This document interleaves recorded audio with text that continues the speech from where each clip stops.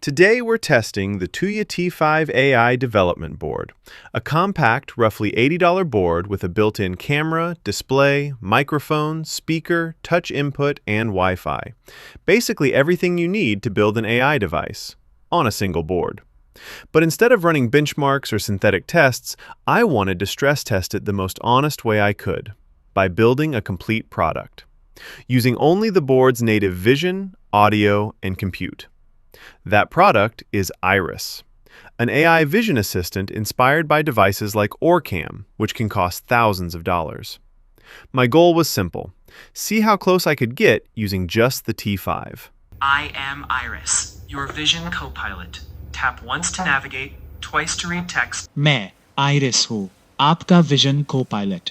Navigate करने के लिए एक बार टैप करें, टेक्स्ट पढ़ने के लिए 2 बार टैप करें, ऑब्जेक्ट पहचानने के लिए बटन को देर तक दबाएं। मैं हाय तुया वेक वर्ड के रूप में सुन रही हूँ। In Navigate mode, a single tap captures the scene and describes what's around you. In Read mode, swipe down, point at any text, and Iris reads it aloud. And in Identify mode, you can point at almost any object and ask what it is.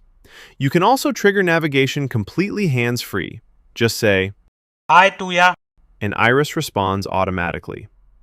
Now technically, your phone can already do most of this, but that's not really the point.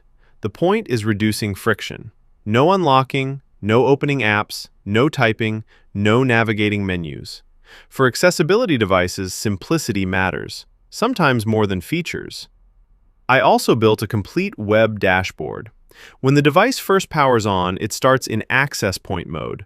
You connect to it, configure Wi-Fi, and then access the dashboard through the IP address shown on the display. From there, you can see device status, manually trigger modes, update Wi-Fi settings without reflashing firmware, and adjust things like volume, brightness, voice, pitch, and language. And because every response is AI-generated, the device can naturally work in local languages, something many accessibility tools still completely ignore. A huge reason this project was realistic to build is Tuya Open, the open source SDK powering the entire system. It handles audio, display, Wi-Fi, camera integration, touch input, user interface components, and device management right out of the box, which meant I could focus on the actual user experience instead of spending weeks building infrastructure. And if you want to build one yourself, you don't need deep embedded systems experience. You can literally take my GitHub repository, paste it into Cursor, tell it you're using the Tuya T5 AI board, and let it do the heavy lifting. Downloading dependencies, building firmware, flashing the board. The only thing you'll need to provide are your own API keys. The hardware itself, including the camera and display, costs around $80. No external accessories required. The next step is making Iris more practical.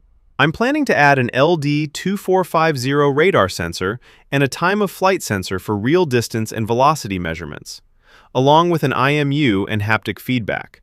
So instead of only describing obstacles, the device can physically vibrate when you're getting too close to one. That's the point where it starts moving beyond a prototype and becomes something genuinely useful for visually impaired users. And honestly, accessibility is just one use case.